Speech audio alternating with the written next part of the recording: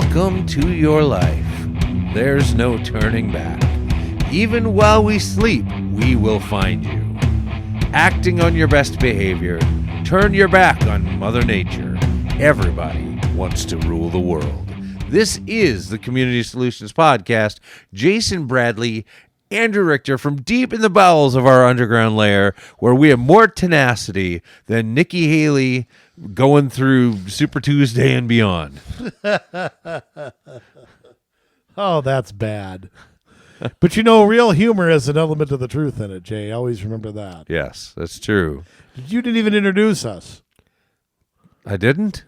Did you introduce us? I'm pretty sure I did. I don't remember you introducing us. And I got Jason Bradley, Andrew Richter from deep in the bowels of our underground lair. Okay, I got a pretty bad short-term memory, so maybe you did.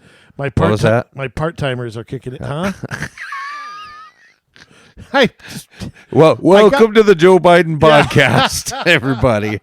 Where's that her guy? He's gotta talk to us about something. Hey, you know what? Yes. If somebody wants to charge me with a crime, maybe they should play this opening, and then I won't be charged with anything. Maybe that's the thing. By the way, yes. I think I know maybe this is what distracted me. I actually think I totally know the song. Yeah. It's an 80s song, and I'm not quite sure that I know the artiste. It's one of them 80s bands, though. I do know that. Yes. You know, there's 80s bands like Wham and like that one band. These Motley guys are not Crue. like Wham or Motley Crue. Okay. Yes. I think it is. Who is it? No, I'm kidding. It is. Tears for Fears. Yes. There we go. Okay. Everybody wants to rule the world. Tears for Fears. And that will be. By the way, that includes me. I want to rule the world as well. Well, see, it's a true song. I just want an island. Is that much? Can't I just go claim something like we claimed Puerto Rico back in 98? There's a few out there. I mean, just to set up shop on one of them and say, this is mine, you might be able to do it. There was a cartoonist back in the Spanish-American War time. And I can't remember. I think Dooley was the last name. Dooley. Okay. Who said that when Teddy Roosevelt talked about himself in the Spanish-American War, he should have entitled it "Alone in Cuba." Yeah. So. Oh boy. So that's always remember that, "Alone in Cuba." Yeah. Now, Jay. Yes. Let me just say this. Let me say something. We've got the South Carolina primary. I just want to get to some quick political stuff before we dive into going crazy, get off the deep end here. Can I ask you a weird question about Nikki Haley, who I just do not get right now? Okay. Why is she still in this race? I think she thinks at some point that President Trump is going to lose his support because he'll be in prison or something. I don't know. I think if he's in prison, he's going to be all the more popular. If he's in prison, half the country will break him out of jail. Okay, that's not a realistic thing. That's not going to happen. But here's the other thing. I mean, every day she's in the race, she's losing any credibility that she had.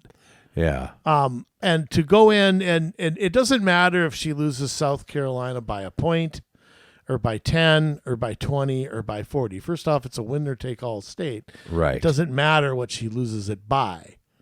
There's no way for her to spin a defeat in her hometown, her home state, as a positive. There's no way she can do that. And last poll I saw, she was down by 33. Yeah, I saw 63 to 30, maybe it was 65 to 33. Something like that. The other day. I mean, I'm not a fan of her. I never really have. I do think she did some good things at the UN and things like that when she worked for Trump, ironically. I think that's actually when she was at her best. Yeah. But you know, what's the take on being in the race right now? Does she just have so much money she has to continue? She was running ads, I saw, when Trump was in his interview with Laura Ingraham. Yeah. She was running ads during the show, which probably just pissed off 90% of the people watching. why you'd run national ads for a state race is a little strange as well. But well, is her political? Let me ask you: is her political career over after this? I think so. Yeah. I mean, that's why DeSantis got out so early, so that people would forget he lost in Iowa, and he has another run. He's 45 years old, 46. He has. Everybody's going to remember in 4 years. Well, I said this with DeSantis as well as Vivek, that they ran trying to tap into the Trump crowd, and as long as Trump was in the race, you had the Pence, Christie, Haley side, and you had the Vivek, Trump, DeSantis wing, or if you want to call it that. Yeah. I know they're not all the same, but I mean, just DeSantis and Vivek just couldn't break the couldn't get into that crowd enough. Yeah. If the former president wasn't running, I'm sure they would have, both of them, but they couldn't. It's not their time, whatever. And you gracefully bow out. I just don't. Do you think Haley is going to endorse Trump? No.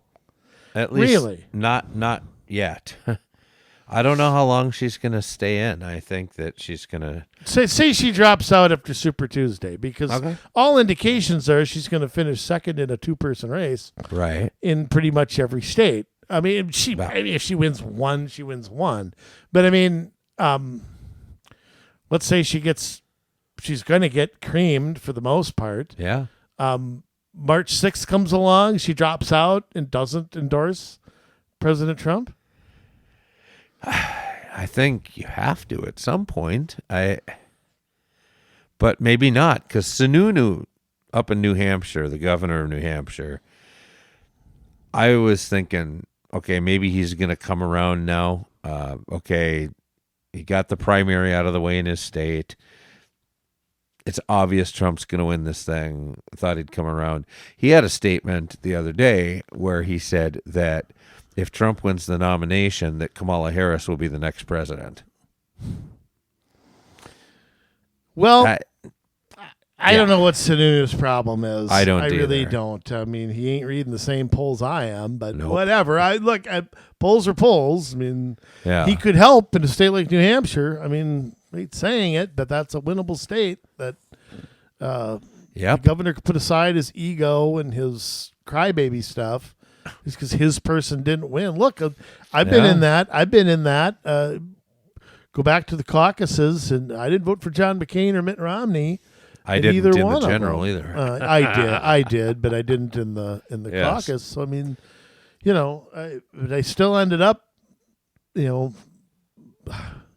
hate to say playing for Team Red because I just don't like to do that anymore. But I mean, you're a governor. Don't you have some obligation to work for, I mean, look, the problem is in a state like New Hampshire, and Sununu should know this. Yeah. Not getting out the vote for President Trump depresses the entire state ticket.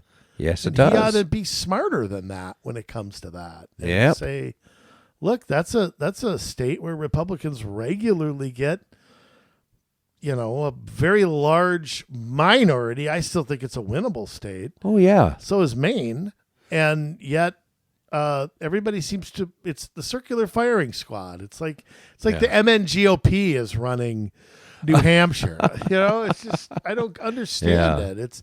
I think Sununu wants to go on The View, and he wants to go on Meet the Depressed. He wants to hang out with Chris Christie. Yeah, he wants to hang out with the Washington, New York crowd and be as big a deal as his dad was or something. I don't know. Right. So it's just, I don't know. It's just silly to do that. I don't know. She said that she's going to be in for the long haul. I don't know. But the long haul ends on March 5th. It really does. It really does. Sorry.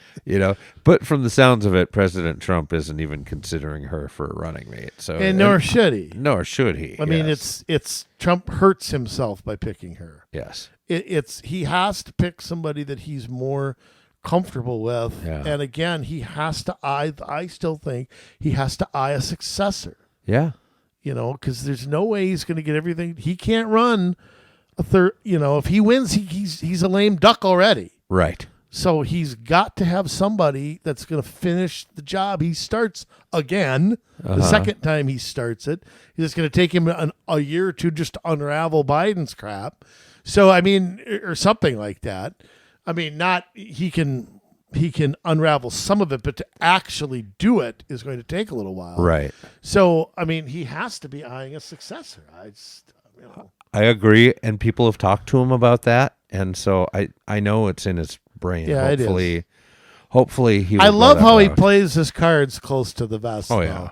Trump's great at giving you 10% and making you think about the other 90. Yeah. So it's just I love to know what his short list is. I mean, everybody speculates on it, but I don't know that I agree with the Trump doesn't go down that pundit conventional wisdom list. He's blown that up. Yeah. So I think that, and I don't think he thinks he has to check boxes or do any of that stuff.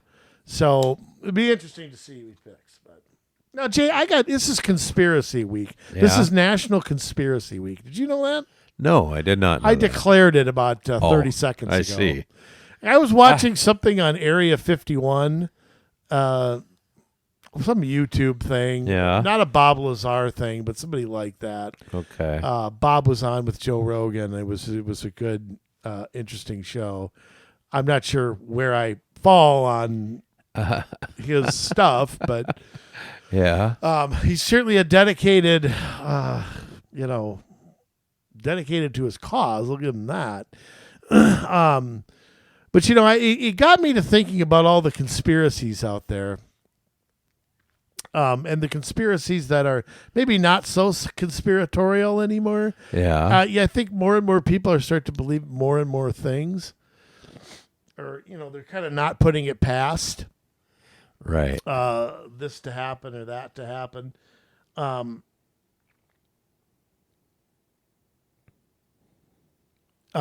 So my question to you is, we all know the conspiracies that are out there. Yeah. Do you subscribe? Are there any you kind of believe in more than others, or Yeah. I mean, just what do you think is? Are we ever going to know the truth about it? I hope so. I think that, especially some of the older ones, it's time to release some of the documents, like what happened with JFK, right? Sure. I mean, that's probably the most famous one, but yeah. And I waffled back and forth on that one. I'm firmly on the side of conspiracy now. Yeah. I just am firmly, and again, I'm going to take Oswald out of it because I do think he was involved in some way, shape, or form. But he was an asset. Yeah, he was whatever the hell he was. Yeah. He was involved some way, shape, or form. He was. Now, unfortunately, him getting killed 2 days later was probably the worst thing that happened to this case. Yeah. Because his side of it we'll never know. Right. But the way that the government has acted just simply lends itself to belief in conspiracy. Yeah. Well, that's the thing. The U.S. government is its own worst enemy with most of these conspiracies because they don't come clean. So it leads people to believe that they're true. Here's the thing. What is their motive for not coming clean? Because I have other conspiracies that I think are just as plausible. Origin of COVID is something that we have the right to know. Absolutely it is. And I think we know enough to be able to put the pieces together. We know enough, but there's still stuff being hidden, emails being erased. There's, I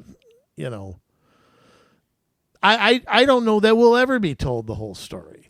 Right. And I think we're still funding it. That's the other part that I think is still. Oh, we absolutely are. We fund gain-of-function research this entire time. I don't think we've ever quit. They found some Chinese guy in a lab in Los Angeles recently with cooking up Ebola and stuff like that. What is the I don't understand that. I just do not get. why anyone would do that. I just don't understand it. We certainly haven't learned anything from it. But origins of COVID, I have started to get into the 2008 meltdown conspiracy. Yeah. You know, like who benefited from that conspiracy? I mean, from that meltdown. The answer is the big banks. Yeah. I mean, we all got foreclosed on. We all got the shaft. We lost jobs. And the banks came out of it better than ever. Right. How did that happen? Where did all that money go? Remember Ben Bernanke in front of Congress refused to answer. Right. Where our tax dollars went. They went to somebody somewhere. Right. And to this day, we don't know the answer. Now they went to banks. Well, which one? You know, is this a loan? Is this... Why did they get bailed out and the rest of us get the shaft? Right. You know, you can call that a conspiracy. Well, it still happens to this day. It looks different, but it's still happening. When you look at the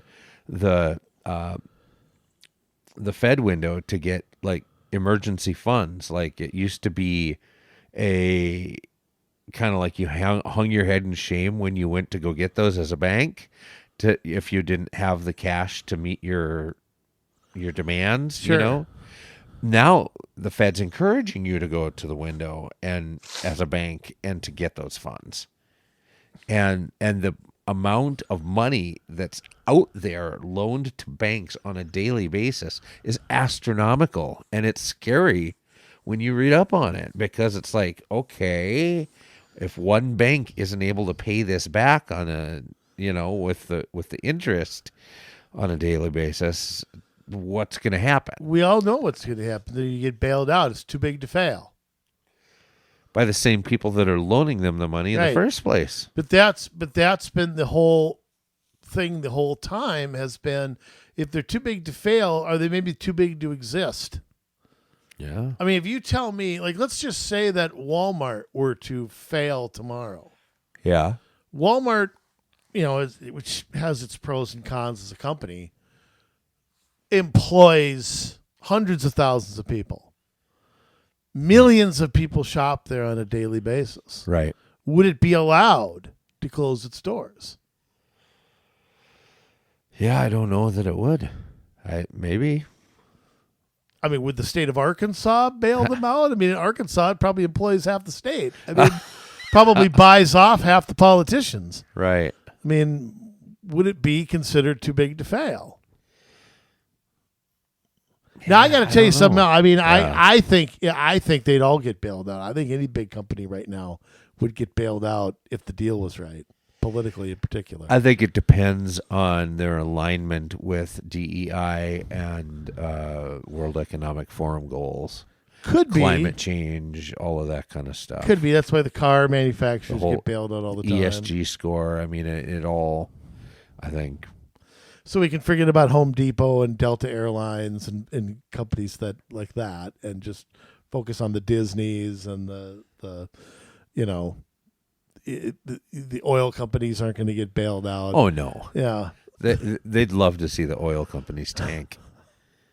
They're just too good. They're too good. They beat the government every time, to be honest. Yeah. And even Democrats, I mean, ExxonMobil they were all allowed to merge. Janet Reno sat back and let them merge. Are they too big? You could argue they're all too big to fail too. I don't, you know. No. I mean, these companies are just monsters. I mean, they're monsters beyond any government, beyond anything. I just go back to that bailout, and I still can't explain to people what happened. Right. I still don't know. You know, if all the banks got bailed out, why did we all get foreclosed on? I don't know. Yeah. They got the money and then kept the properties. Well, I mean, that doesn't surprise you, does it? I mean, look at our state. They take more tax money than they're entitled to, and then when we have a surplus, they just keep it. Yeah. Or as I call it, an overpayment. Right. If you go to the grocery store and spend $80 and give them a $100 bill, the grocery store is not entitled to keep 20 of it because they want to do renovations. Right. They have to give it back to you. But our government can. Yeah, the government keep it. Let me ask you, how about the Epstein case? Do you think, I know we've talked about it briefly. Was he killed? Yes. You think he was killed? Absolutely. What's he going to do? Hang himself with with paper shoelaces? It slit his wrist with a concealed butter knife. All the cameras just happened to go out in that area when he died.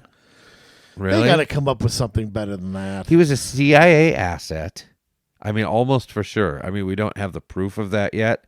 But when you look at who he was messed up with, having people out to his island with all of the underage girls and the blackmail, the cameras everywhere, he was an asset. Having Prince Philip there, all of that stuff. The media blackout, that's the other part of it. Yeah. Them not releasing the black book. Yeah, what's going on with that? They release Heidi Fleises. Why don't they release this? Was it written by the Nashville shooter? Is that why? Well, Rittenhouse, is he in on it too? I mean, like I said, their behavior just lends itself to, look, is it plausible that he killed himself? It's plausible, but it's not, it doesn't line up with the facts that I have heard. Right. It just doesn't line up there. It doesn't, it doesn't make any sense that a guy under 24-hour surveillance and under the most intense alleged suicide watch ever. We were spending like $500,000 a day making sure he didn't kill himself. And the cameras just happen to go out at the time that he kills himself. Well, and I'd like to know, where are the photos of him in court? I mean, where's the perp walk? And where are those things? Well, these are supposed to be public trials. Right. Okay. This is not a Robert Hansen case where we're going to, reveal, Russian intelligence here. I mean, it should have been way more open than it was, and I don't know. I don't know what I believe there. Maybe he's still alive. Hey, I don't know, man. His name is Harry Smith, and he's in Arizona right now. Anything's possible. Yeah. I mean, I don't put anything past what I see. But speaking of the Nashville shooter, why hasn't that manifesto been released? Right. The couple of pages that have got out prove that it was a transgender individual that was very angry. I'll tell you why, because it doesn't support the narrative of the quote angry white guy, who lives on a compound somewhere, voted for Trump. Yeah. Drives a pickup truck. It's not, they can't sell it the way that there's a segment of the population that falls for that Randy Weaver argument all the time. Right. That there's some boogeyman somewhere who's trying to overthrow the government.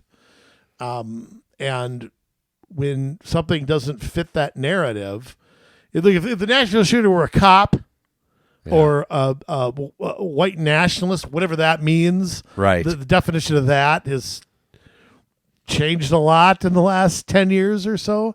It would be everywhere. Right. It would be nonstop, wall to wall. It would have O.J. Simpson coverage. And the fact that that's not, they can't pin a gun law on this. They can't pin the profile, even though they claim they're against profiling, then it just doesn't rate as a story. It's not something they can sell to their audience. They know who their audience is. Yeah. You believe me? The View, they know who watches them. Yeah. MSNBC knows who's watching. And they have to sell. It's not about reporting the truth or reporting news. It's about getting ratings. So, don't be surprised. It's like It's like I say about our healthcare system. If our healthcare system is about making money, not about patient outcomes, don't be surprised if you see great numbers on Wall Street and unhealthy people. Yeah. So don't be surprised if you see a lot of people watching TV and crappy news reporting. That's, so I don't know. Let me get back to conspiracy for a second. Yes. Military-industrial complex. Eisenhower. Eisenhower also gave a second part to that speech. Yeah. Where he talked about the medical establishment. Yes. This is also kind of unknown, that this is before Medicare and Medicaid and sort of the marriage between government and other people, outside forces dictating your health care. Yeah. Do you think that's half a boogeyman, or do you think that Eisenhower was pretty darn far-sighted when he spoke about it? Oh, absolutely. Well, and Eisenhower kind of helped build the military-industrial complex and then warned us against it. But I wonder if there he had an internal view of the same thing kind of taking shape behind the scenes with the medical establishment. I mean, obviously, medicine and government are so tied together at this point. That's why you have, like in Minnesota now, they are going to be discussing a physician-assisted suicide law during this. It's a slippery slope because look what's happened in Canada. Now, you can be perfectly healthy and depressed, and they'll help you kill yourself. Even as a teenager. And I'm sorry. If you're a teenager and you're sad, I'm really sorry about it. But just please hold on for another 10 years. You'll get over it. Yeah.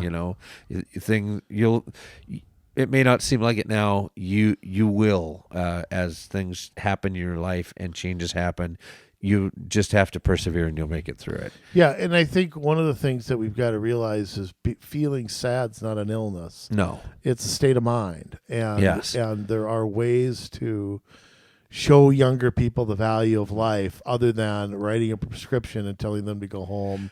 And we also have to take people out of abusive situations. If you track a lot of this, a lot of what you'll find is drugs, abuse, not always. I will say that, but here is where the government has caused a lot of this with their COVID policies, sure, with the way that they handle mental illness in school or perceived mental illness and the declaring somebody as mentally ill when they're not. That the whole transgender thing creates a lot of you look at the suicide rates of kids that are declared as declare themselves as transgender, and we have the school districts pushing this. The government causes a lot of this, and now we're creating on the medical side something to take care of that. I mean, euthanasia is being pushed because we have a government that is full of people that want euthanasia. They think there are too many people breathing out carbon and causing they're eugenicists. They're using Nazi arguments. They want to get rid of undesirables. Well, what did the Nazis say? I mean, they really learned how to do a lot of that stuff from us, and they just kind of perfected it. Those debates were going on here 100 years ago. No doubt about it. Yeah. Well, and I mean, you have, open eugenicists. We don't call them that, but that's what they argue for. They argue for a master race. I mean, Bill Gates wants to take photos of kids' brains at 5 or 6 years old and put them on a path to something at 5 or 6 years old. He wants to divide kids into achievers and non-achievers at that age. It's ridiculous. Yeah. There's so much of that. Those are some dangerous conspiracy theories, man. It's so dangerous out there. I mean, people ask me why I never go to the doctor. Yeah. I'm just like, the last person I want to know anything about me is an insurance company. Yes. I want them to know absolutely nothing. I don't want them to know my height, my weight, whether I drink, whether I smoke. I don't want them to know a damn thing. That's why I don't go to the doctor. Yeah. I haven't been there in 9 years probably. I refuse to go because I don't want to be me put in the system. Right. Well, it helps to have a nurse as a wife. It does. She's a great nurse. Yes. She doesn't quite agree with me on that, if I can say that publicly. I understand why. She's concerned for me and my health. You just got to butter her up a little more. Say, you are such a good nurse that I don't have to go. Yeah, but here's my other thing. Yeah. I give plasma because I'm such a giving person. Yes. And when I go, I get myself checked. Yeah. They check my blood pressure, my heart rate. They check a whole bunch of things on me. You can't give plasma unless you have meet certain criteria. Yeah. And I go in, my blood pressure is perfect, my blood sugar is perfect. I do get myself looked at. I just don't do it in the insurance model system because I don't want my data being stored somewhere. Now look, not going to the doctor is not going to be able to happen the rest of my adult life here. I mean, it just won't. Yeah. There's certain probably preventative things that I probably should be doing now, quite frankly, that I'm not. Yeah. But I don't want to do them unless I'm held at gunpoint because I don't want my info in the system. So, right. And I do believe in that. I do believe, look, these insurance companies look at this stuff and they look at it to limit your care, limit what they'll cover. They'll look down the road and see a problem with this and a problem with that. Yeah. And their whole goal is to minimize it. Yep. If they can monetize it, they will. If they don't, they want to hold it off to your 65. Yeah. And then your government's problem. Yeah. So. And with the complete live system, I mean, when you're that old, it's hard to get care, or it's getting there. It's getting harder to get care because they see you as someone that's not very much used to society. Right. Absolutely. I tell you what, though, I just hope to God that I die before and I'm never put in any kind of home or anything like that. Yeah. I'd rather be dead. They just take a gun and shoot me. I'd rather be dead. And I'm not saying I don't believe in suicide or euthanasia or any of that. I just hope God has mercy on me at that point. It just lets me go. Because I have, I don't, like I said, my wife works in that industry. I actually went when my grandmother was in assisted living. Yeah. And it was a beautiful place that she was at. They really did help her a lot. Yeah. But I could not believe the amount of pills she took in a day. Oh, I bet. It was somewhere between 50 and 75. Oh, my goodness. Yeah, probably something around that. Wow. It was incredible how many. I don't know what it was. Don't know if she knew what it was. It was just mind-boggling. Yeah. And I don't know what 50 pills could do in your body in a day other than kill you or dope you up. Right. Well, yeah. I mean, last word maybe on medical stuff here, but they're pushing kids to get these surgeries where they just massacre them and cut off their genitals, and they're fully in favor of that.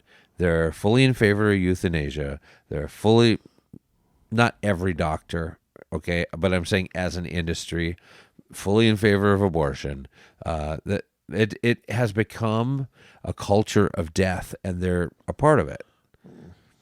And as certain things increase technologically, where we're able to implant different chips to do different things, where we're closer to the oneness, as Ray Kurzweil calls it, where we're integrated with machines and things like that, because you're going to be a better, stronger, superhuman type, and certain people will be able to do that. Certain people won't be able to do that. Those are the people they want to get rid of.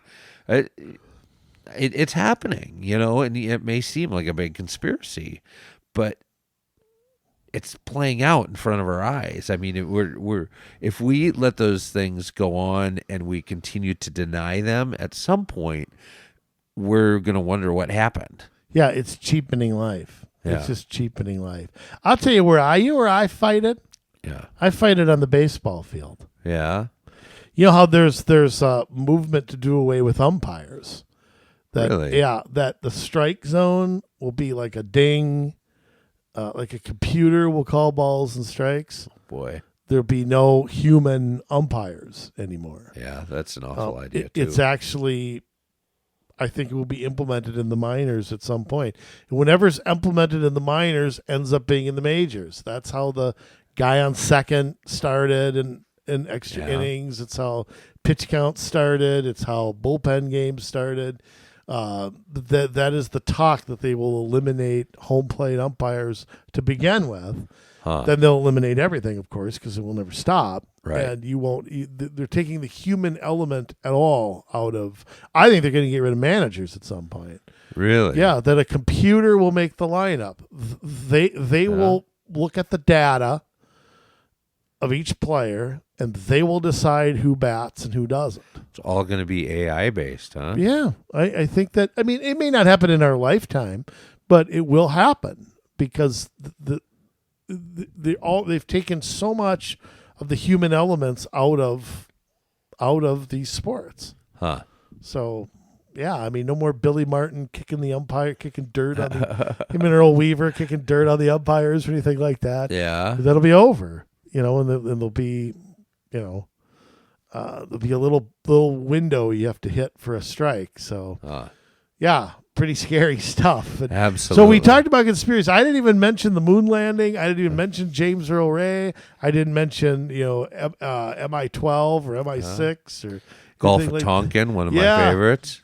Remember the Maine? Yeah. So National Conspiracy Week declared by me. Now, Jay, I want to ask you something here because one of the things that's been in the news a lot lately is NATO. Yes. NATO members paying their fair share, NATO members, blah, blah, blah. Do you, first, before we even talk about it, do you have a grip? Do you think most Americans have a grip on what the hell NATO does or is? Because I'm going to tell you something, I don't have a grip on it. Really? I know what it was. Yeah. I don't know what it is anymore. I guess that's a good question because when you say what it is, I guess I go back to what it was, and that would be my answer, which maybe isn't correct today for what they actually are doing. Maybe the correct answer is to argue about what countries should or should not be protected from Russia, who may or may not attack them. Well, and whether that's really, I don't know.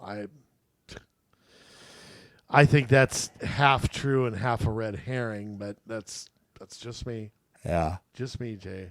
But NATO, if you go back to NATO, okay, NATO was organized post-World War II. Yes. If you go back to, here's another conspiracy I didn't mention, Hitler's escape. Oh, yeah.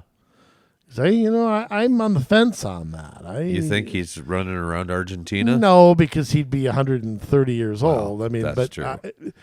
Do I think there's no compelling evidence that he's dead, and there's no compelling evidence that he escaped. That's where I stand on it.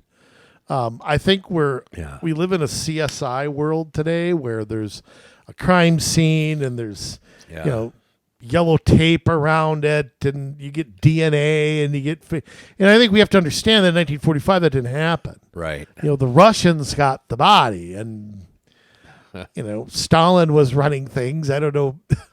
Yeah. I don't know that anything can be trusted on his word. So but anyway. Although, I mean, Stalin and Hitler they started out buddies, but that deteriorated. Right. The only guy Stalin ever trusted was Hitler. Yeah. Only person in his life he ever trusted. Which is strange. It takes one psychopath to trust another, I guess. But if you go back to the end of World War II, and when I say that the Soviets got the body, it was the Soviets coming from the East. Yeah. It was the Americans and the Brits Eisenhower, Montgomery, coming in from the West, and the Allies stopped going any further in what became West Germany. Yeah. And after the war, the Red Army occupied, quote unquote, some of the countries in Eastern Europe, as well as in what became East Germany. Yes. And, of course, eventually turned those into communist countries. And, very few people saw that at the time, outside of maybe Winston Churchill and a few others. President Roosevelt, who had no business being president, right, with his diminished capacity, never should have run again in 1944. I do hold that partly responsible for that, or Roosevelt or whoever propped him up, because I think that was just terrible. He clearly was not in a position to, decide something so momentous. Because I think a more in tune president would have seen what Churchill saw. Right. But anyhow, Jay, once that ended and it was obvious that the Russians were now our enemy, we had to shift from fascism to communism. Mm-hmm. NATO ended up being, along with the Berlin Airlift, the Marshall Plan, I don't want to get into all that, but were all these defensive measures against the expansion of communism. Yeah. And NATO may be becoming the most well-known or the most long-lasting, whatever you want to call it. The original members of NATO basically agreed that, and I'm paraphrasing this, but agreed, and I think there were 14 countries originally or something like that they would all together take a stand against a communist invasion of any of the countries. Right. So basically it committed all of these countries to defend a country that got invaded. Yes. Or went to war or whatever you want to call it. The Soviets countered with their own group. Yes. They wrote it backwards because it was in Poland. So it was the Warsaw Pact. Remember how Warsaw got its name? A Polish guy saw a war but wrote it backwards. So, no, I'm just kidding. I have no idea. I have no idea. Just his last name ended with ski. That's the only thing I know. But, so the Warsaw Pact. So it became this group of alliances, if you will.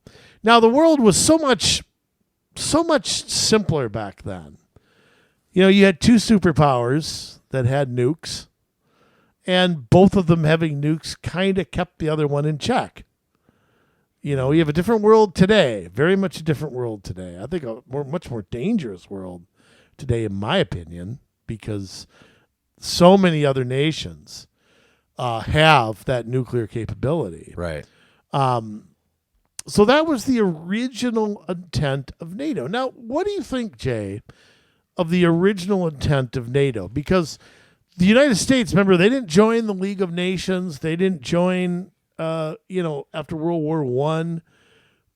We tried to go back to our isolation, or I hate calling it isolationist, but we went back to our, hey, that's not our continent anymore. What do you think of the original intent of NATO and its role in the Cold War? It's interesting because, the big thing that everybody, if you know about NATO, that is in Article 5, where it says if you any attack on one of the nations is attack on all of the nations, and so that means all of the NATO nations are, going to come after you. Was it a deterrent? Probably. It was probably a deterrent to some degree. Although, our view towards communism during the Cold War, obviously, the Soviet Union was formed out of all these countries that they were given as part of the, handing things out after World War II.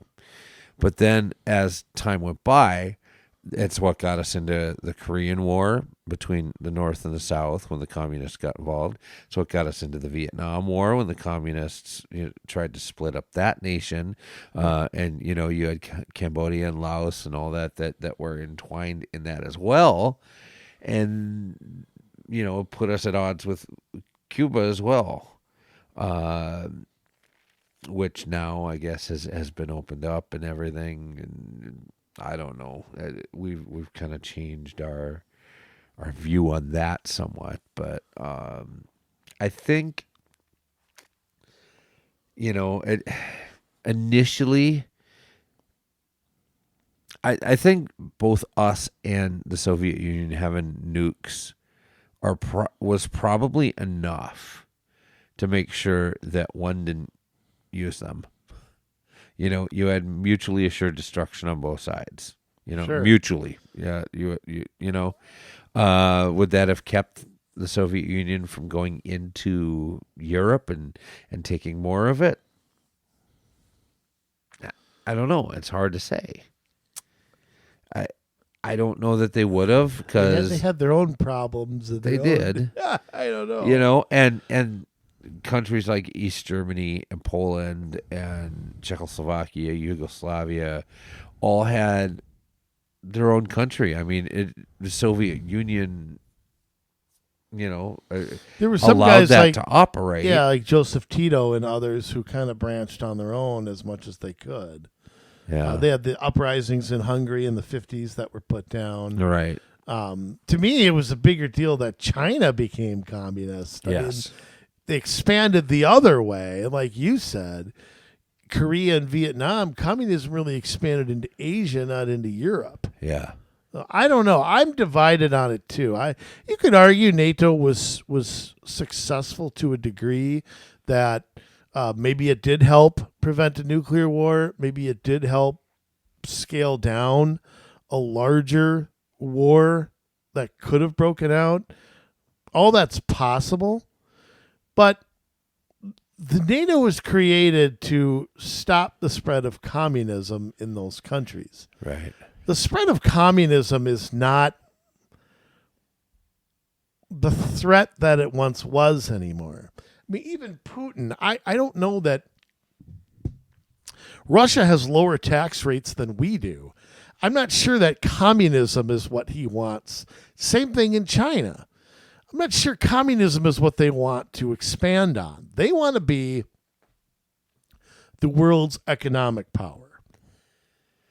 I mean, China really is a fascist country because you have... Right, they're a Mussolini country more than they are a Lenin, right, Stalin, Mao type. Well, it depends. I mean, because you have American companies that come in that are owned by people who's not the CCP, right? But yet you have control from the CCP, but you do have Chinese companies that are owned by the CCP. So it is a weird mix of communism and fascism. Whereas, in Russia, you're seeing a lot of fascism where they just kind of tell business what to do. But we're doing it too. Whether you're looking at the countries of the World Economic Forum or the NATO countries, there's a lot of that going on where the government is just telling businesses, okay, here's how this is going to operate. And if you don't play ball, then we're going to come and we're going to regulate you out of existence.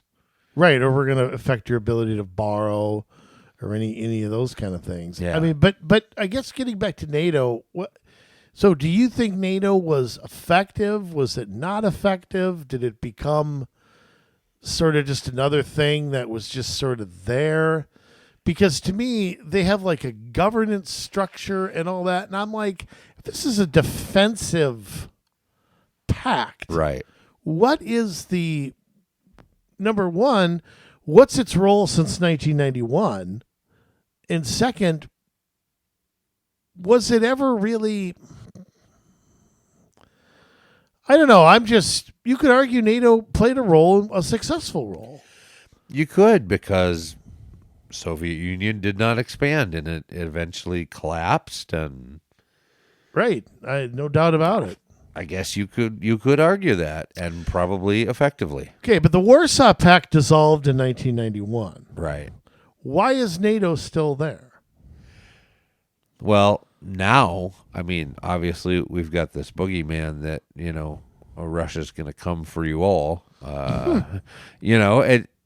Vladimir Putin's not a good guy. Of course he's not. We're not fans of Vladimir Putin, but at the same time, you look at things that he's talked about. You look at the people that he studies, like Alexander Dugin. In it's about going back to a more traditionalist, with a capital T, traditionalist view of how things were, even back into the 1800s, the 1600s. I mean, the long history looking back at, Ukraine used to be a part of Russia, and there has been talk from Putin about the best days were, the Soviet Union days, and he laments that it ever broke up.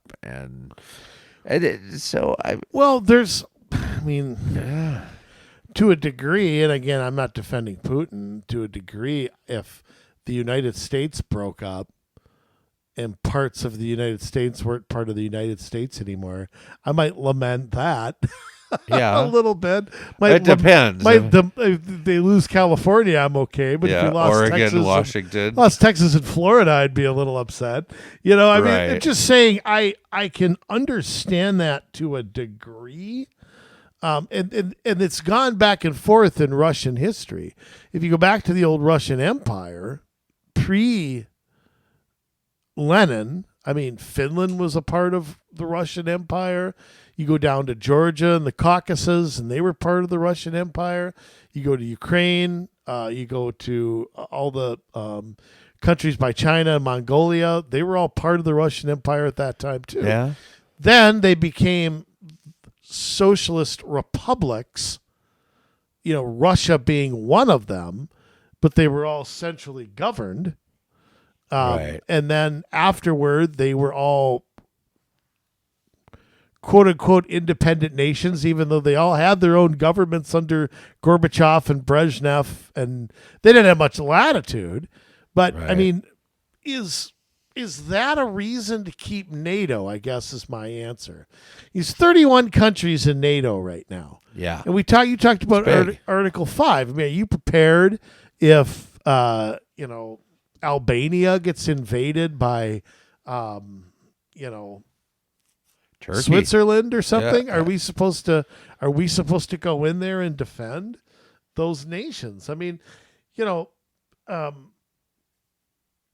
and you talk about Finland, they just joined Right. NATO in 2023. And so, I mean, NATO is actually growing, and what its job is more and more undefined. Well, I mean, that's kind of true of any government institution. They grow and they grow and they grow, and they lose focus of what they were originally intended to do. They're like a Met Council for the Europe. Yeah, I don't know that there's still a use for NATO. I mean, again, that's a point that can be argued back and forth when you look at all the stuff that's happened between Russia and Ukraine.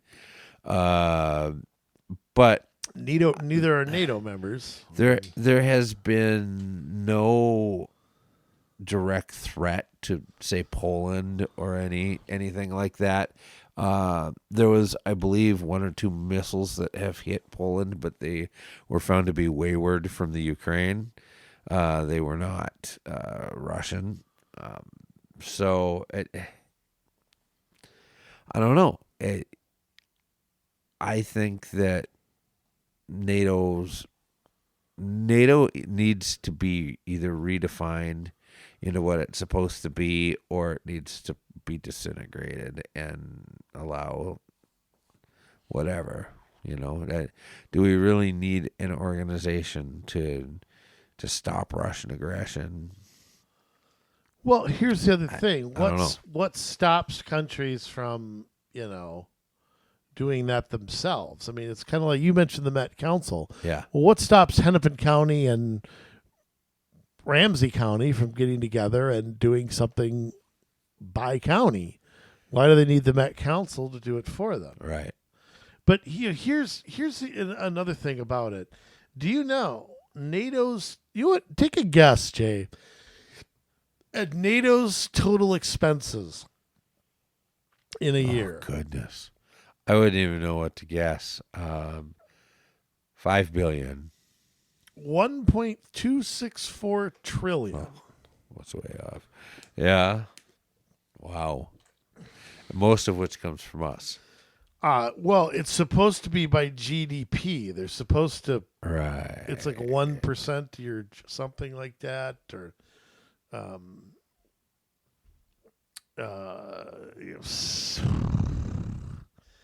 something in that nature there. And of course, that's not done. By the way, when we were attacked on 9/11, I don't remember 29 countries coming to our defense. There was a handful. 29 countries were in Afghanistan. Iraq, and Afghanistan. Not 29. There were maybe 7, 8, 10, maybe. Yeah. But yeah. You had some, but yeah, they sure old didn't come running.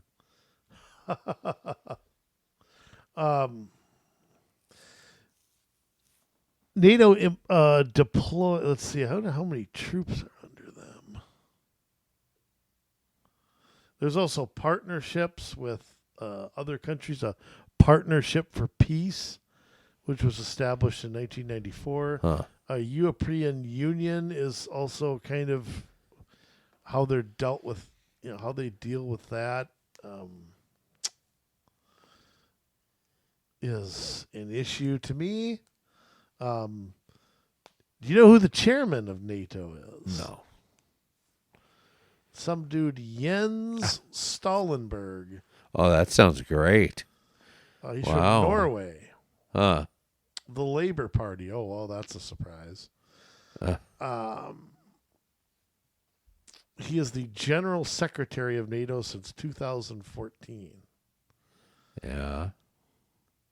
And I mean, just to sit there and go over this, I mean, NATO members, 31 countries right now. Albania, Belgium, Bulgaria, Canada, Croatia, Czech Republic, Denmark, Estonia, Finland, France, Germany, Greece, Hungary, Iceland, Italy, Latvia, Lithuania, Luxembourg, Montenegro. Netherlands, North Macaroni, Norway, yes. Poland, Portugal, Romania, Slovakia, Slovenia, Spain, Turkey, United Kingdom, United States. So if Greece gets invaded by their neighbor, Jay, are we going to war over in Greece? Oh, I sure hope not. They definitely could call for that, I guess. By the way, if we're going to put the bill for this, we should have the secretary position, don't you think? Yeah. I don't understand why we don't if we're footing the bill. Now, granted, when Trump was president, he did a great job of bringing people back around and making them pay what they're supposed to be paying. Now, of course, Biden has let that go by the wayside.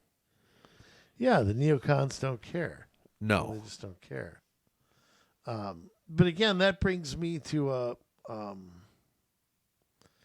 another question of what is NATO's role now? I mean, why are we spending 1.2 something trillion on this organization? We're already blowing all this money on the UN. Who knows what we give them? Don't even know what the answer is. Yeah. And are our NATO allies, are we all talking? It was easy to go oppose communism when it was that black and white, and like you mentioned, governments have changed. We're not a capitalist country anymore by the way I define capitalism. The European Union are basically socialist countries. So it's not so black and white anymore as to what's a free nation and what is a not free nation. They're just not drawn with that line any longer. So how does NATO go about its business? They command an army. There's NATO quote unquote forces. Who's in charge of that and where do they go? And well, I'm sure that's all laid out. It's laid out in their structure. But I mean, still, I don't know. I think it's a real question as to what NATO's future really is. Right. Well, the chair of the NATO Military Committee right now is Lieutenant Admiral Rob Bauer from the Royal Netherlands Navy. The Supreme Allied Commander Europe is General Christopher G. Cavoli, United States Army, and the Supreme Allied Commander Transformation is General Philippe Lavigne, French Air and Space Force. Well, it's good to know that the French are in charge of something since they haven't won a war since Napoleon. Yeah. And I don't know when the Netherlands has won anything either. So. Exactly. That makes me feel safe every day. But, boy. Yeah. But NATO, you talk about defending against Russian aggression. I would argue that moving NATO east has caused some Russian aggression. Yeah. Well, that's certainly possible. I mean, imagine this, Jay, and I've said this before, but imagine communist countries coming into agreement with countries in our hemisphere. Think about what happened in Cuba when Castro took over there and a communist country was right on our doorstep. The United States just didn't sit there and take it lying down, and I don't know that. Why are we expecting the Russians or the Chinese or whoever to take that lying down those countries on their doorstep? Because if you look at the membership of NATO, it has been pushed east all the time. It's been pushed east ever since the Soviet Union fell. Yeah. But I would argue that has probably had the opposite effect of what we think it has. That let me look at when some of these joined, because whether it was under the Clinton administration, which the Czech Republic, they joined in 1999. So did Hungary. You look at the Bush administration when the Baltic states joined. You look at, I'm not necessarily calling out those presidents. I don't know that it was on them, but Montenegro. They joined in 2016. 2009 is when Albania joined. So we've been pushing NATO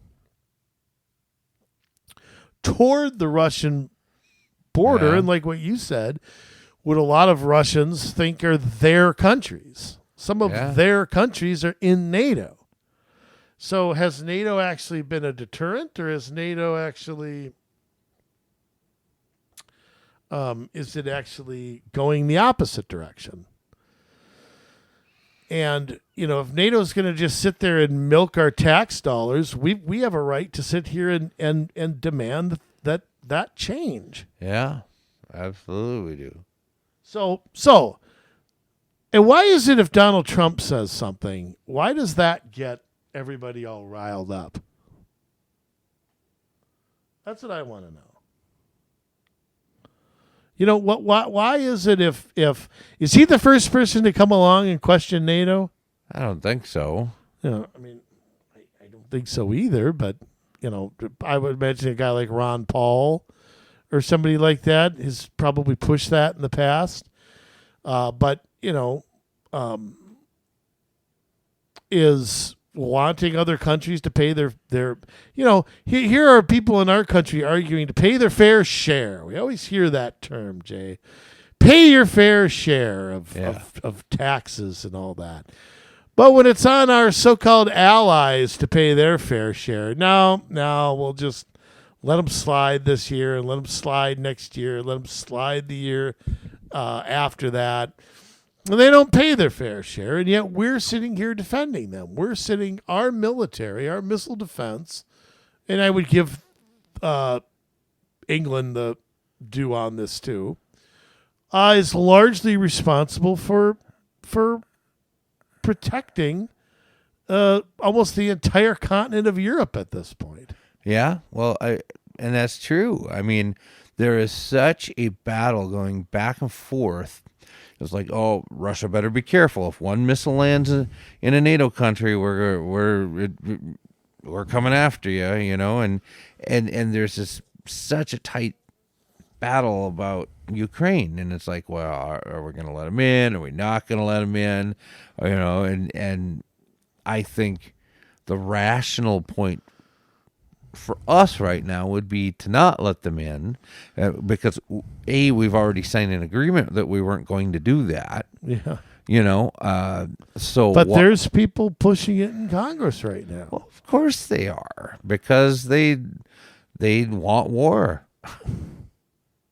Why? I don't know.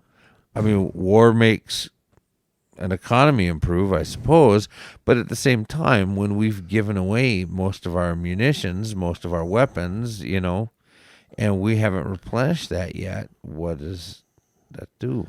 We're not going to replenish them. I mean, well, actually, we are.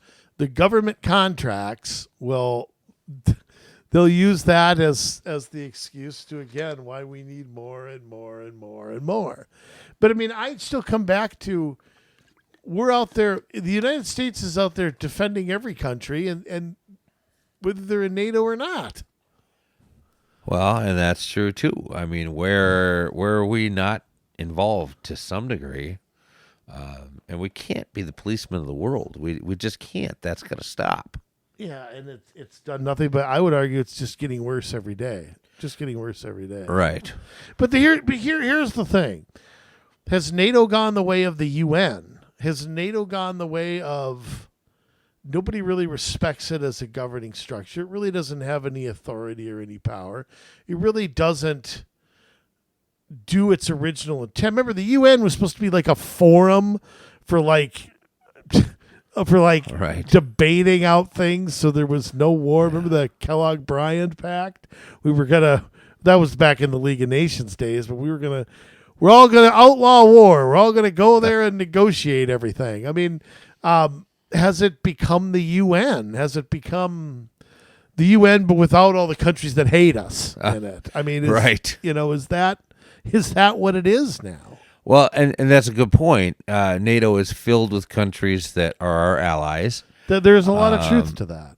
You know, and funny thing is, a lot of the Eastern European countries are actually more our allies than some of the Western ones. Right. Because they got rid of communism and socialism. They don't want that. Yeah. Right now, Poland, Hungary, I mean, very, very anti-communist.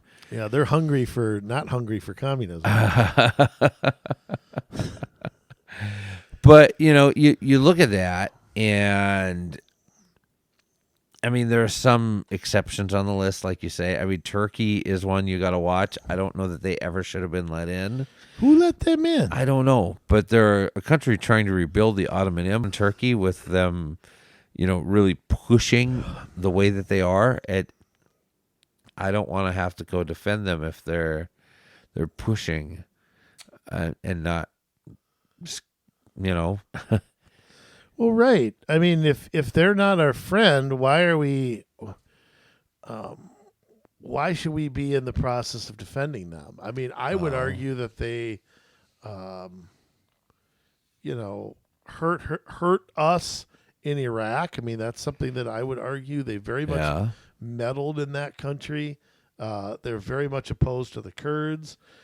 They were a member going back all the way to 1952, but they have a very different government than they had back then. Right. It's not the same turkey. It's a different turkey now. It's dark meat, not white meat.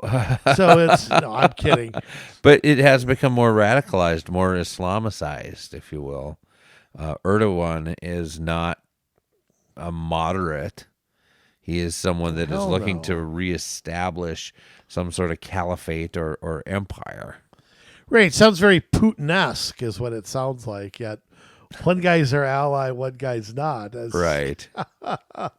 Yeah, I'm not ready to defend Iceland or Greece or, But Greenland, that's an important one.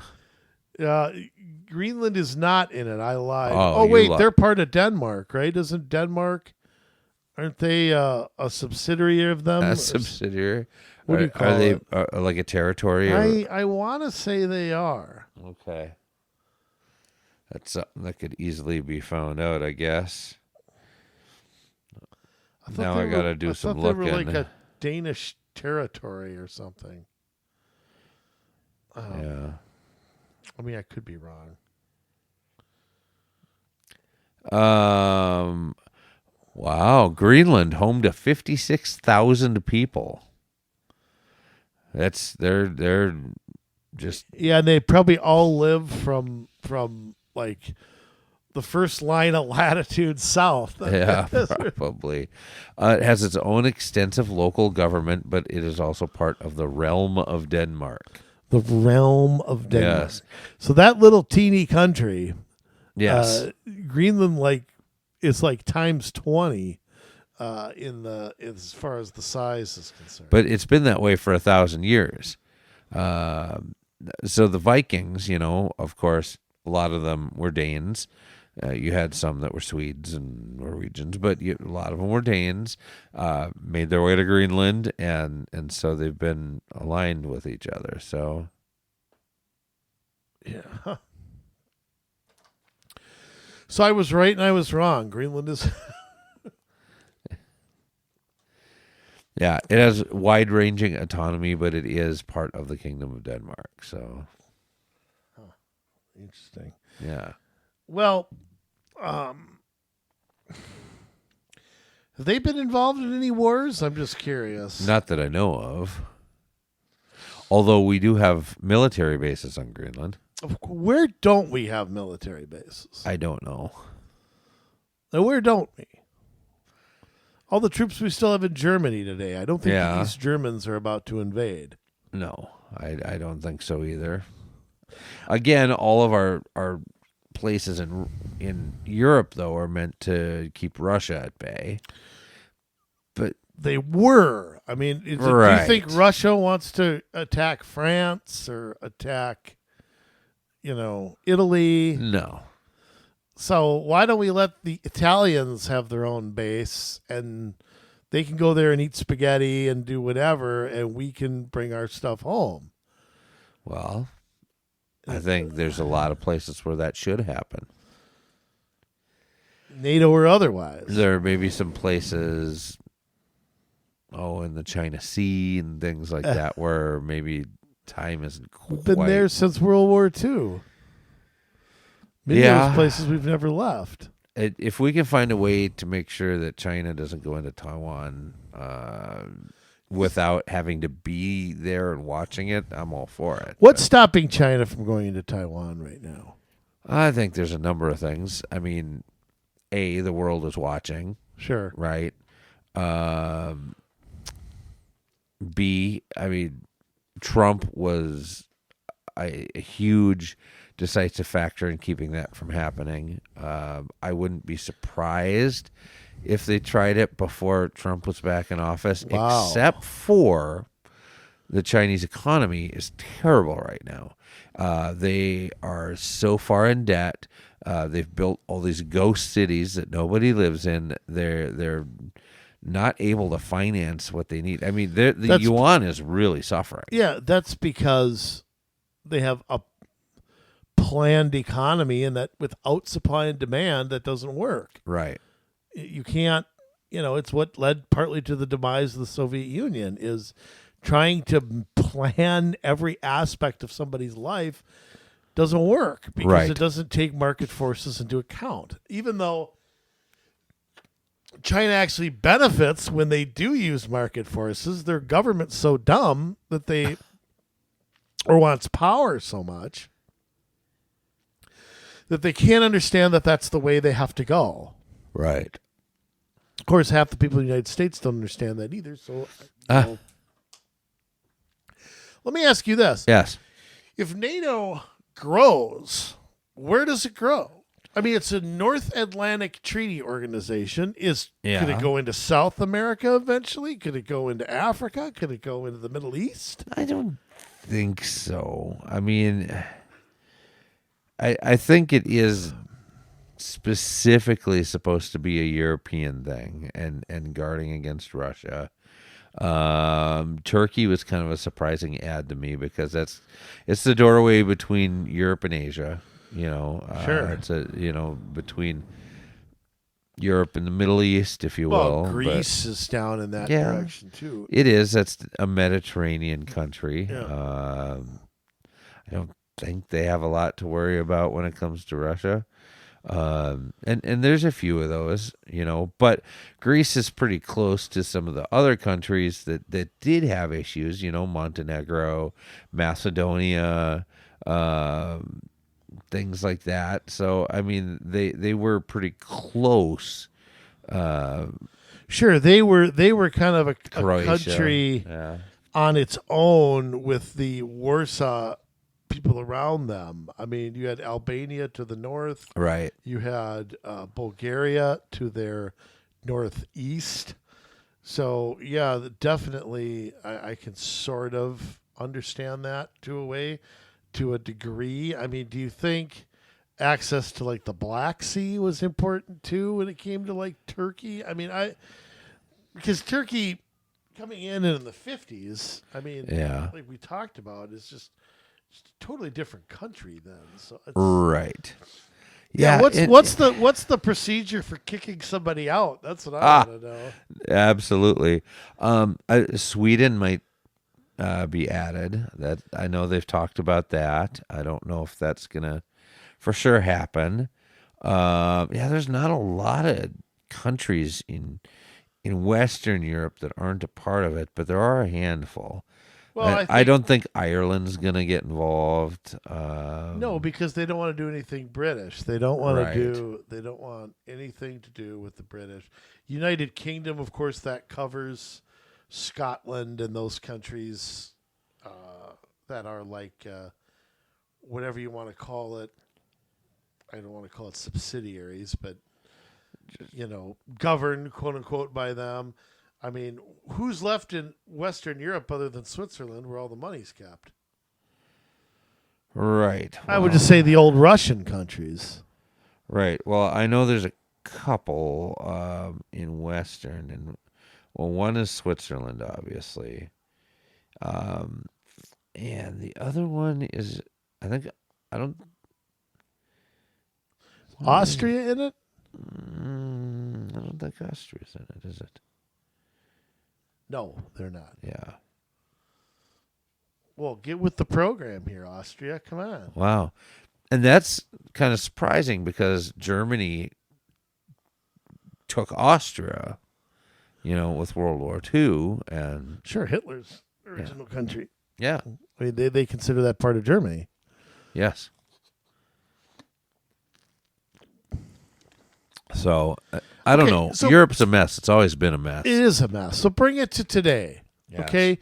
President Trump makes comments about, and again, this is where Trump gets off the script, which I love, but that's just me. Yeah. Basically sending a message, and he sent this back in 2016. I think he got some results because of it. Oh, he absolutely did. Yeah, like, look, we're tired of being your bank here, and you're going to have to start ponying up if you want. Personally, what I would like to see, rather than money, is I'd like to see soldiers. I'd like to see them create a bigger army and, number one, be able to defend themselves. Right. And number two, make it so that if there is military action, it isn't us in England doing all the bloodshed, which it almost always is. Yeah. So ponying up the money, but again, Trump says, look, you're going to pony up the money, and that's all there is to it. And Washington breaks out in, you would have thought that scurvy was unleashed on Washington D.C. Yeah, I mean, you'd have thought that a huge crime was committed by asking these countries to help in their own defense. What is the mindset in Washington about? Well, look, hating Donald Trump is one thing. Yeah. But saying, okay, you're going to help finance the organization that defends you.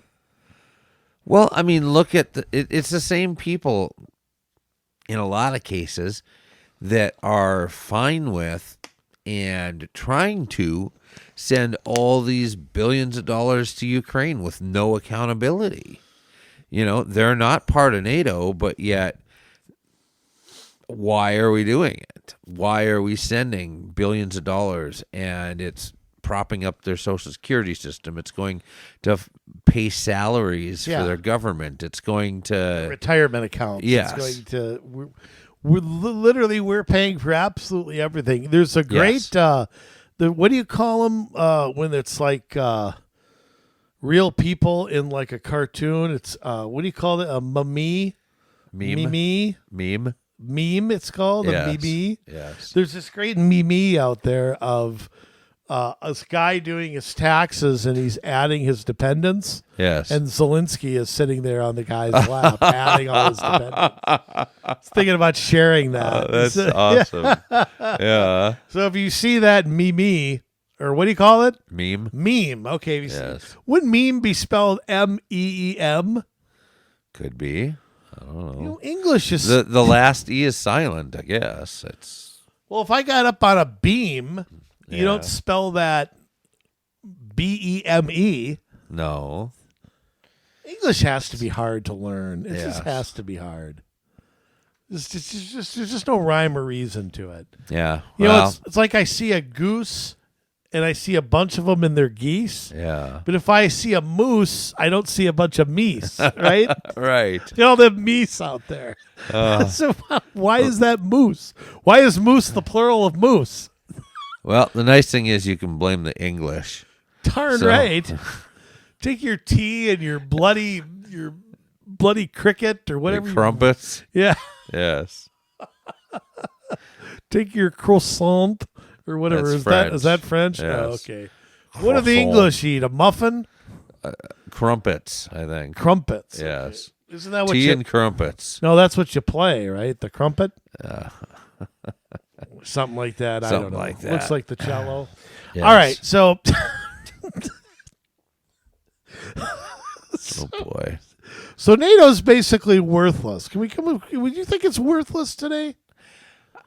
Yeah. I mean, it's certainly not helping defend. Certainly not stopping Russian aggression. No. Okay. It's not stopping. All these Western European countries are declining economically. Why don't we just say that? That's a declining continent. Certainly is, economically, population-wise. Militarily. I don't know. I mean, there was a time, it wasn't that long ago, where France, Germany, England, Italy, they had the biggest armies in the world, the biggest navies in the world. Well, they're not. Think about tiny Portugal back in the 1400s. And like I said, Europe was the dominant continent in the world for centuries. Yes. But the future of the world really isn't over there. So I don't know. I'd like to see NATO's role be redefined or rethought out, or I don't know that it's kind of like this, Jay. We stay in the UN, and as much as I hate the UN, yes, we stay there, and I think we probably should, just to make sure it doesn't go completely bat crazy.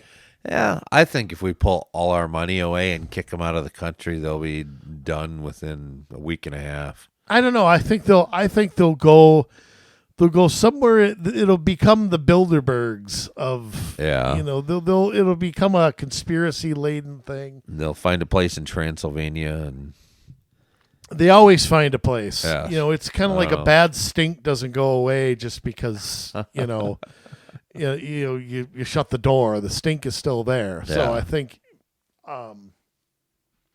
having some say in it maybe you're right. Maybe. But do you think, I think the United States should make some threats. Yeah. Say, look, we're tired since 1949. We've propped you up. And if you really look at the world militarily, of what is coming militarily, I don't think it's something that's going to happen in Western Europe. Look at all the countries now, Jay, that have nuclear weapons. Yes.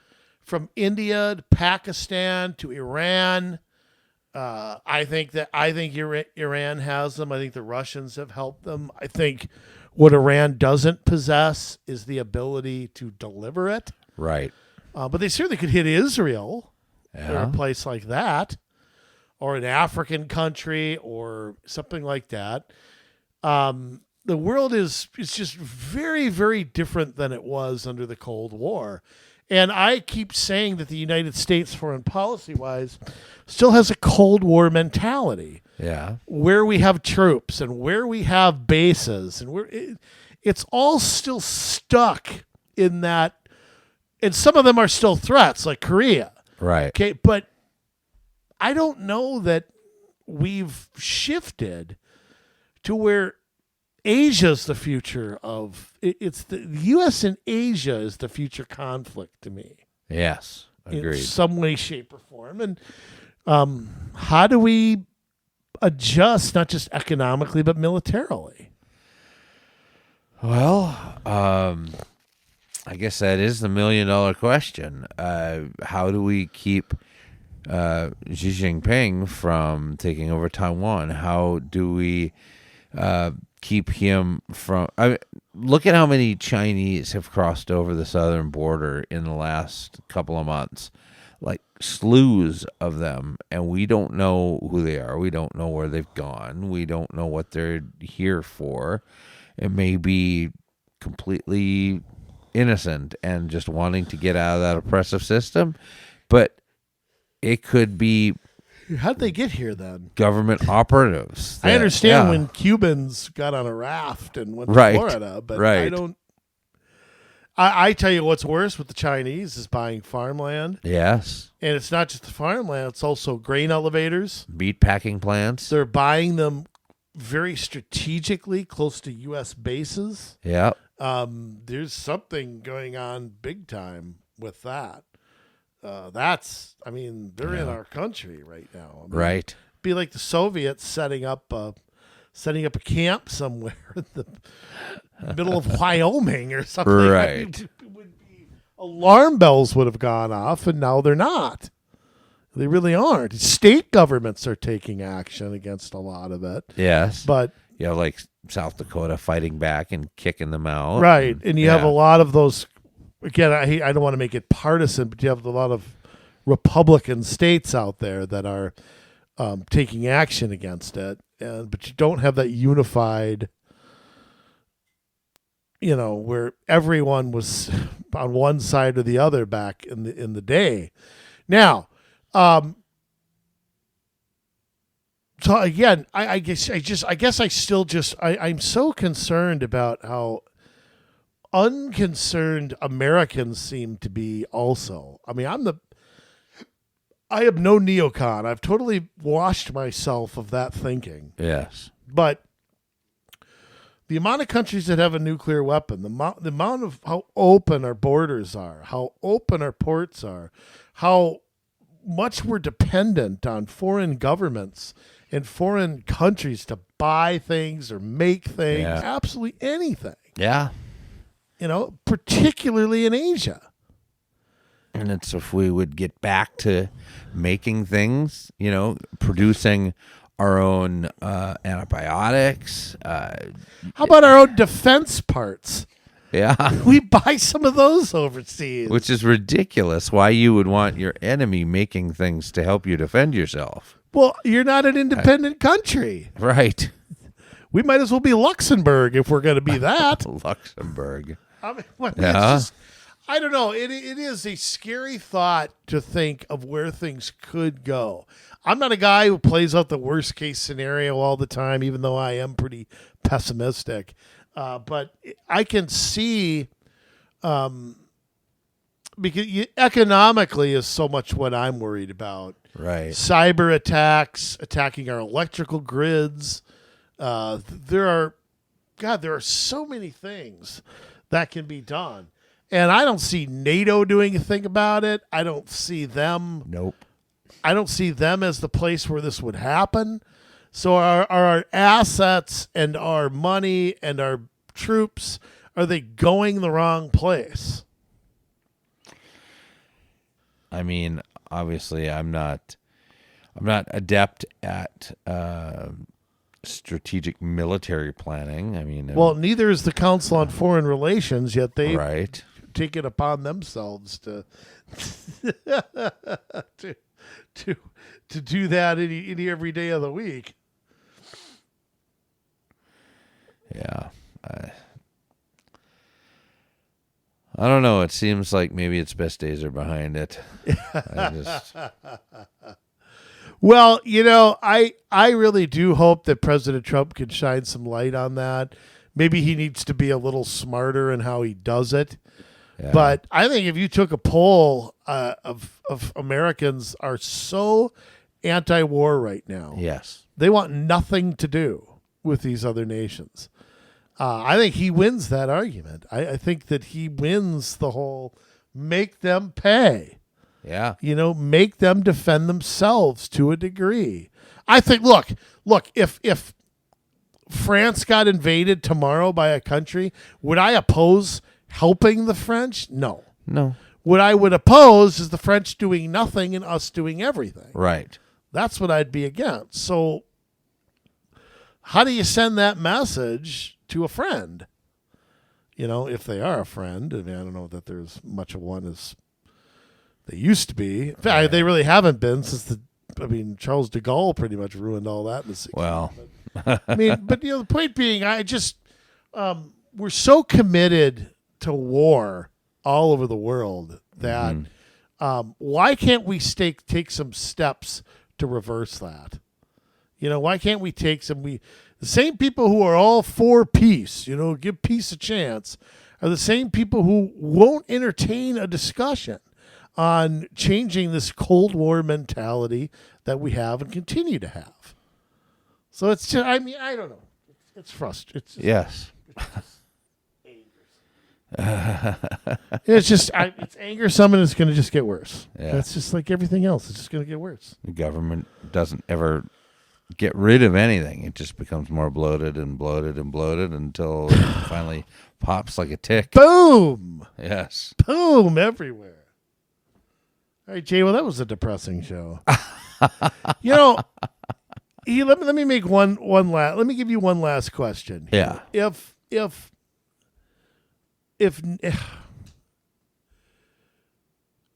put it to you this way.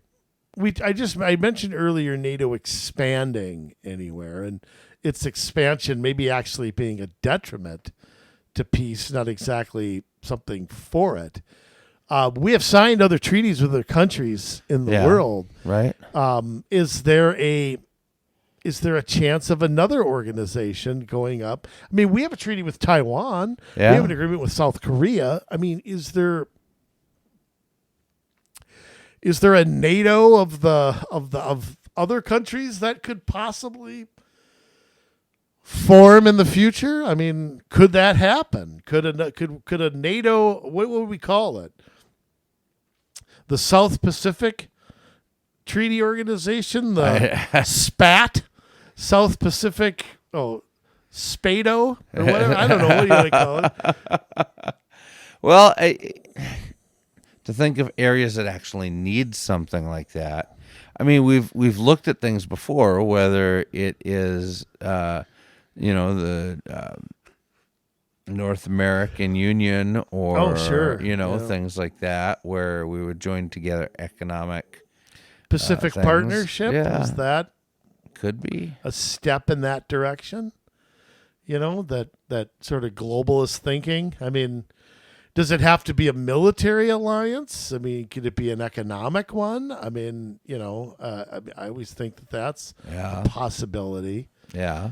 I don't know. Just anything that loses our sovereignty, Jay, which we pretty much don't even have anymore, is a tough pill to swallow. It just is a tough one. And I'm not for building walls around the country. I mean, I don't want to be accused of that, but I'm tired of this international globalist movement. I am too. Frustrated the hell out of me. Yeah. I'm very much a nationalist in that regard. You want the new nationalism? No. I'm not looking for the new nationalism. You're not a bull mooser? No, I'm not. I'm not from the Progressive Party. So I'm not into that. I'm not what you would call... They've tried to peg people into holes with a lot of new words, these people on the left, like Christian nationalism, and make that into a bad thing. Well, I'm a Christian, and I love my country, but that doesn't mean like I'm looking for America to go take over the world. Again,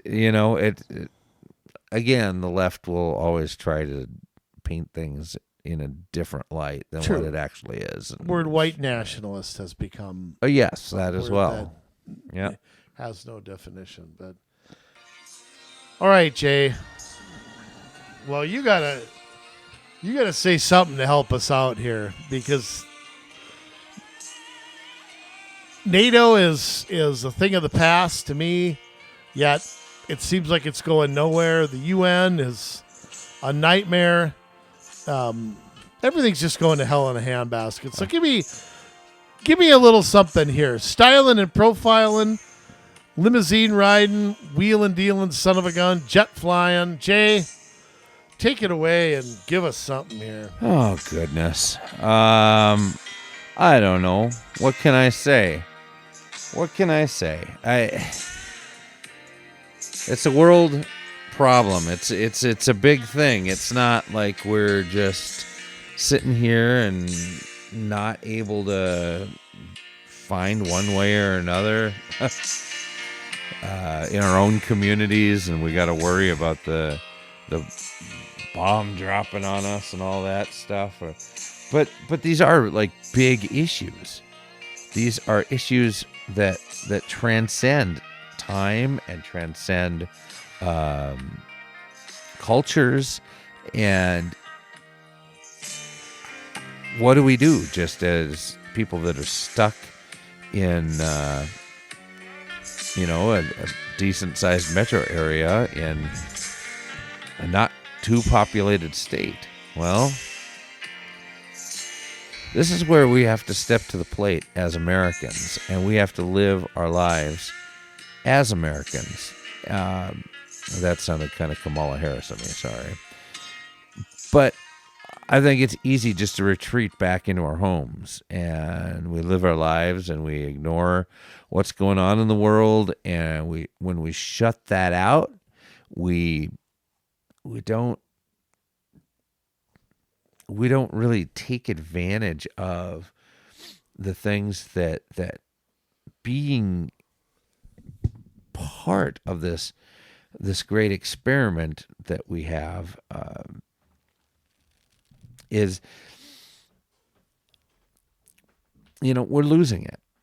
And whether it's from these big globalist groups that we belong to, or whether it's because of the progressives and the fascists and that are starting to reshape the way things work here, we need to live out our American values every day, and we need to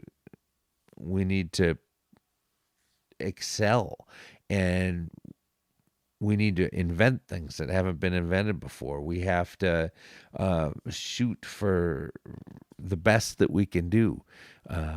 I believe that as we come into this new period of technology growth, and as we come into this new period of overlapping humanity with technology, as we continue to fight against the fallacy of climate change, and not that the climate's not changing, but the whole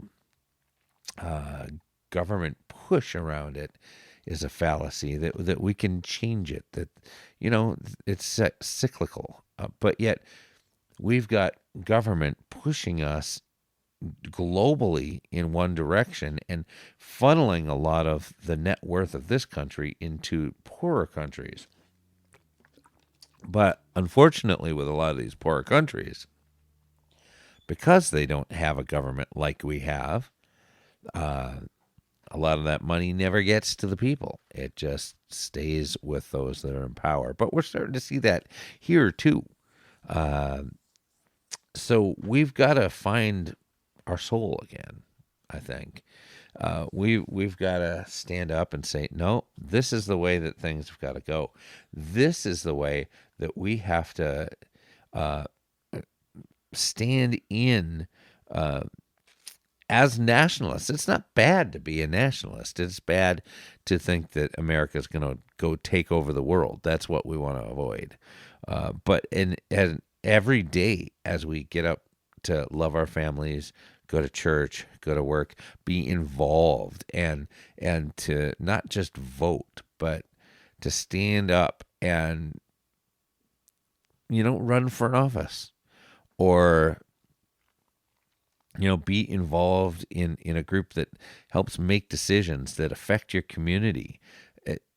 That's where we win. It's not by,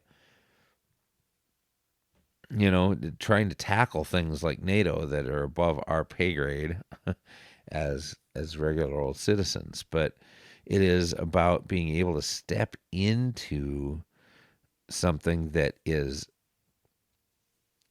songs, writing films, just being the best employee, that we know how to be. And I don't mean by being subservient necessarily, but I mean by really trying to capture the imagination of the American spirit, that we stand a chance against all this globalism. And so what can we do about that? Because fascism is looming on the horizon, and it's coming in many forms to try and make us, own nothing and like it. It just comes by our dedication, our sacrifice. We have to make a decision. You're either on the side of good or you're on the side of evil. And doing nothing is not an option. That puts you squarely in the camp of those. You're allowing the evil to happen. So we've got to stand. We are at that place in life where we have to stand. American history is dependent upon. Still got some time, but we can't be lazy about it. So join us in our fight as we try to make America what we always knew it was capable of being. And there's only one way to do that. And we're thankful that you listen to this podcast with us every week, that you hear what we say, that you pass it along to people. And we're here. Just get a hold of us. commsolutionsmn@gmail.com. That is commsolutionsmn@gmail.com. And let's start a conversation. Let's find who's willing to run for things this year. Let's see who wants to start a podcast or be involved as an activist at some level. And we'll form these networks that will rival what the left has already built. But it's going to take time and effort and money and people. But we can do it. And I know we can do it. And we have to. That's the only choice. We have to. Because if we don't, we're going to become part of this globalist, fascist state that a collaboration between all of these countries that think that this is the way to go, and it's not. We know it's not. So all that said, we love you, Minnesota, but now it's your turn to get to work.